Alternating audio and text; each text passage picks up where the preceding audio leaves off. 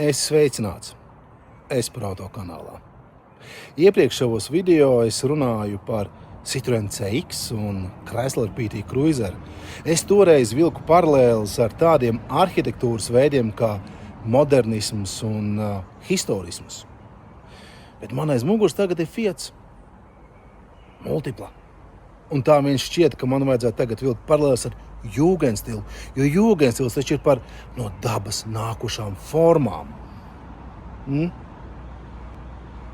Bet nē, jo jūgenstils ir arī par elegants. Elegants ir raksturojošs lielums jūgenstilam, un Multiplai elegants nepiemīt. Tāpēc griežam kameru riņķī. Sāksim ar to, kāpēc ir 6 vietas 2 rindās. Tas nozīmē to, ka ir 3 cilvēki un 3 cilvēki var sēdēt kopā 6 automobīlī, kurš nav garāks par 4 metriem. Tam ir savs iemesls, un iemesls tam ir tāds, ka 1978. gadā Fiats un Peugeot izveidoja kopuzņēmumu Sevel, lai ražotu busiņus. Gan jau jūs noteikti esat ievērojuši Citroen Jumper, Peugeot Boxer, Fiat Ducato busiņi, kas izstās līdzīgi, bet katram ir sava zīmola logotips virsū. Attiecīgi, tas viss ir šīs te kompānijas dēļ. Šī kompānija no sākuma ražoja lielos busiņus, tad Fiat Scudo un attiecīgi franču līdziniekus. Un 94. gadā viņi sāka ražot minivanus, kas Fiat gadījumā bija Fiat Ulysses, un tad Peugeot bija laikam 806. Un attiecīgi bija arī Citroenam tāds pats. Lancia bija laikam Zeta. Un starp šīm te kompānijām pastāvēja vienošanās, ka viņi neražos katrs atsevišķi kādu no automobīļiem, kurš varētu apdraudēt Sevel pozīcijas, kurš varētu Sevel ražojumiem radīt konkurentu. Un lai to kaut kādā veidā nofiksētu un nerastos pārpratumu, bija atrunāts, ka automobīls nevar būt garāks par 4 metriem un tajā nevar sēdēt vairāk kā 5 cilvēki. Fiat gadījumā Fiats jau tādu bija ražojis. Tā bija vecā Multipla, kas bija balstīta uz 600. Fiatu. Tā bija zem 4 metriem, vai īsāk par 4 metriem, un tajā varēja sasēsties 6 cilvēki.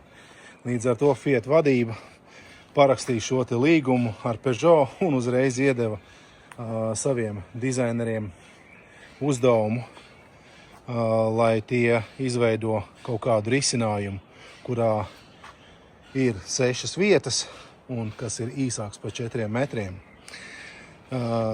Fiat dizainu nodaļu tajā laikā vadīja Pīters Deivis, un viņš saviem dizaineriem principā deva vaļu, jo bija skaidrs, ka šāds automobīls būs ļoti strups un vajag kaut ko ļoti interesantu, lai tādu varētu izveidot. Tajā laikā kompānijā strādāja tāds Roberto Giolito, un Roberto Giolito kā reiz bija nodarbināts Fiat eksperimentālo dizainu nodaļā. Viņam bija tas darbs, lai radītu visādus absolūti trakus dizainus, pilnīgi neiedomājamākos sapņus, mēģināt realizēt dzīvē, un tad viņš arī nāca klajā ar šo te dizainu. Pīters Deivis saprata to, ka šāds te dizains varētu padarīt defektu par efektu, šajā gadījumā ļoti strupu automobīli kaut kādā veidā padarīt par interesantu. Un aizgāja šīm te skicēm jau pie kompānijas vadības, pie valdes. Valde arī saprata to, ka šāds te risinājums varētu dzīvot un deva zaļo gaismu. Tāds ir tas īsais stāsts, kāpēc vispār Multipla pastāv. Pīters Deivis uzskata, ka šitas te principā ir viņa lielākais devums auto nozarē. Lai gan viņš bija tas cilvēks, kurš radīja jebkura uzraudzībā tapa Fiat Punto pirmais, Fiat Bravo, Bravo Marea, visi tie Fiati Barchetta un Fiat Coupé. Pīters Deivids ir arī interesants ar to, ka viņš ir Krisa Bengla ārkārtīgi sens draugs. Viņi kopā mācījās universitātē, vienā kursā gāja un kopā arī sāka strādāt pie Fiat. Bengls, kas visiem ir zināms kā BMW dizainers, strādāja pie Fiata un, piemēram, Fiat Coupé izveidoja. Ja? Tas ir viņa darbs. Tajā laikā, kad Pīters Deivids bija Fiat dizaina nodaļas šefs. Kopumā Multiples pārdeva 343,000 vienības. Tas nav maz, tas ir salīdzinoši daudz un jārēķina vēl tas, ka tā ir balstīta uz Fiat Bravo, Bravas un Marea platformas. Ja mēs pastamies spurngalu šai mašīnai un iedomājamies, ka šīs te lampas, piemēram, ir kā viens vesels un viņas ir tādas garas, tad mēs varam saskatīt arī šeit Fiat Bravo vaipstus. Fiat Bravo un Brava tika saražoti kaut kādi 1,3 miljonu eksemplāros. Marea tika saražota teju miljonus eksemplāros, jo viņi ražoja ļoti ilgi un, man liekas, Turcijā ražoja vēl pavisam nesen to mašīnu. Un līdz ar to Multiples ļoti daudz savus komponentus smēlās tieši no Bravo, Bravas un Mareas, dzinēji, ātrumkārbas, piekaras elementi. Līdz ar to tās izmaksas ražošanai, šādas mašīnas ražošanai nebija augstas. Un finansiāli Multipla skaitās salīdzinoši veiksmīgs automobils, katrā ziņā kompānijai viņas zaudējums nenes. Tas, kas Fiat vadībai nepatika, ka tā saņēma ārkārtīgi lielu kritiku no žurnālistiem, no cilvēkiem, un tas radīja saspīlējumu kompānijā ar dizaineriem, ar Pīteru Deivisu, un Pīters Deivis pēc Multiples nākšanas tirgū principā arī pamet Fiatu nesaskaņu dēļ. Savukārt Roberto Giolito, kurš jau uzzīmēja šo mašīnu, vēlāk nāca klajā ar Fiat 500 skicēm, kuras materializējās, un tad jau Fiat 500X un Fiat 500L, un arī Fiat Tipo otro reinkarnāciju. Un viņš no 2010. līdz 2016. gadam bija Fiat galvenais dizainers. Šobrīd Giolito vēl joprojām strādā Stellantis, un viņš ir kompānija atbildīgais par Stellantis mantojuma saglabāšanu. Stellantis ir izveidojis krātuvi, kurā tiek vākti visi Stellantis zīmolu automobīļu eksemplāri, arī visādas bukleti un visādas citas saistītās ar tām mašīnām lietas. Tas saistās gan ar Fiatu, gan ar Citroen, gan ar Peugeot, Alfa Romeo, Maserati, Abarth un tā tālāk. Visi no Stellantis grupas, kas ir ražots Eiropā. Pat Opel šobrīd. Nu tālūk, tas īsumā laikam būtu viss. Nu vēl vienīgais, ko es varu pateikt, to, ka ja jūs redzat, tad sāni šai mašīnai gandrīz vai plakani, jo jumts ir tikpat plats, vai gandrīz vai tikpat plats kā automašīnas pamatne. Un tas viss ir veidots tāpēc, lai 3 cilvēkiem sēžot vienā rindā pleciem būtu vieta. Ja jau es tagad atvēru durvis, tad es varu parādīt, kāda špāsīga rokturi šeit ir. Šie visi rokturi oriģināli ir noklāti ar to saucamo soft touch materiālu, kurš ar laiku degradējās un smērē rokas, smērē drēbes. Tāpēc arī Multiplu saloni parasti izstāsta ārkārtīgi netīri, ja, jo tas viss paliek uz rokām un tad tālāk iznēsājās uz sēdekļiem. Tie sēdekļi ir tādi pleķaini galvenokārt. Ja jūs pastīcos sludinājums, tad tie pleķi ir tieši no šīm te detaļām, kurām nāk nokst krāsojums.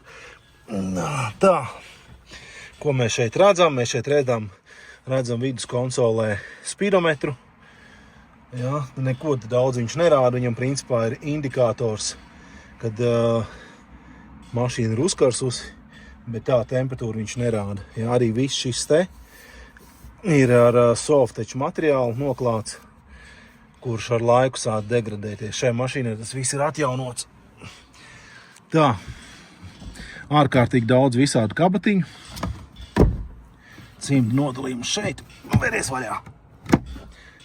Cimdu nodalījums te. Opā. To es atvēršu no otras puses vēl. Šeit apakšā kabatiņas. Lielas kabatas durvīs. Šis te auduma pārklājums, jeb apšūms šīm mašīnām ar laiku nāk nost. Arī šai mašīnai viņš karājās, kā aizskar to visu. Izmazgāja veļas mašīnā un atpakaļ pielīmēja smuki, kā tas oriģināli ir bijis paredzēts. Šie te krēsli, kā mēs redzam, vidējie krēsli locās uz priekšu. Es pēc tam mēģināšu parādīt, kā to var izdarīt. Un viņiem aizmugurē ir galdiņš. Arī šim te ir galdiņš. Nu jā, sataisīsim vaļā bagāžnieku. To var izdarīt no salona. Ok.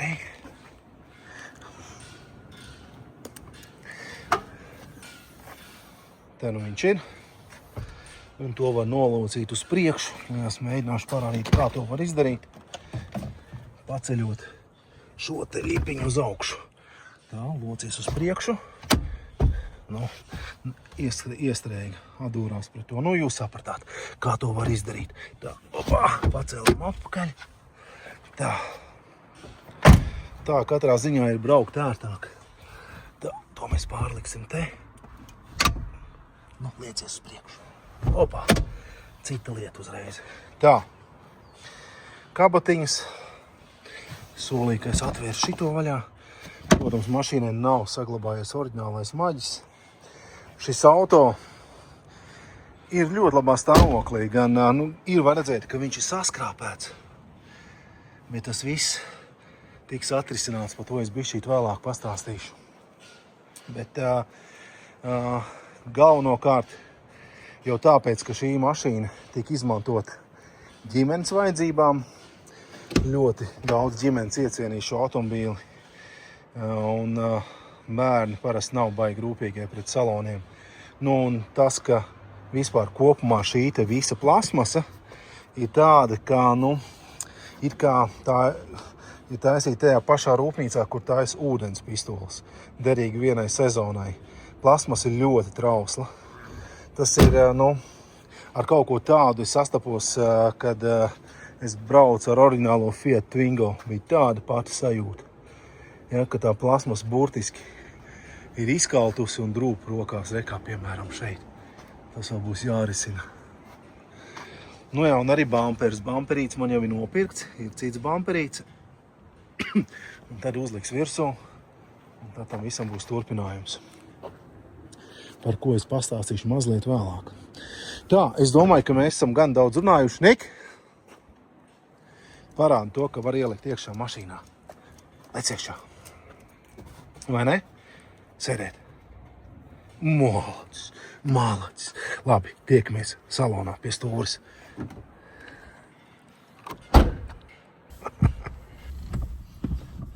Šādi izskatās atslēdziņi. Šķiļam klāt.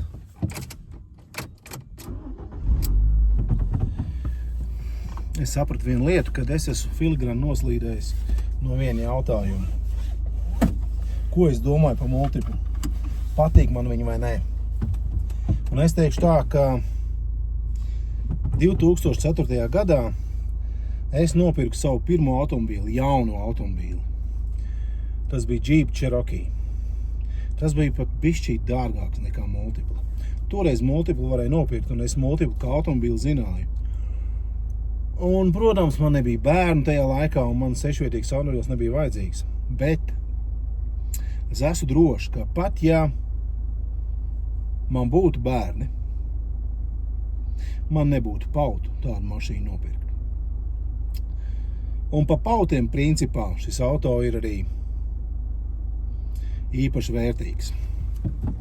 Es domāju, ka Roberto Giolito uzzīmēt šādu automobīlu un aiznest savam šefam, Pīteram Deivisam, viņam vajadzēja pautus. Pīteram Deivisam šādu auto akceptēt un aiznest uzņēmumu valdei, viņam arī vajadzēja pautus. Valdei akceptēt un piešķirt naudu, arī viņiem vajadzēja pautus. Nu, un visbeidzot, cilvēkiem šo auto nopirkt, es atkārtošu, tie 340,000 pircēji. Arī viņiem vajadzēja pautus. Tā kā man multipli patīk, man patīk drosmīgi dizaini, man patīk, kad cilvēki riskē, jo savādāk jau neko interesantu radīt nevar. Tikai riskējot, tikai mēģinot izkāpt ārpus kastes. Tā, mēs neesam runājuši par šīs mašīnas dzinējiem. Šim auto zem motora pārsega ir benzīna dzinējs, 1,6 16 vārsti. Man jau pudeli nokritus, man viņu vajag paņemt, jo savādāk viņi te grabēs vienā gabalā.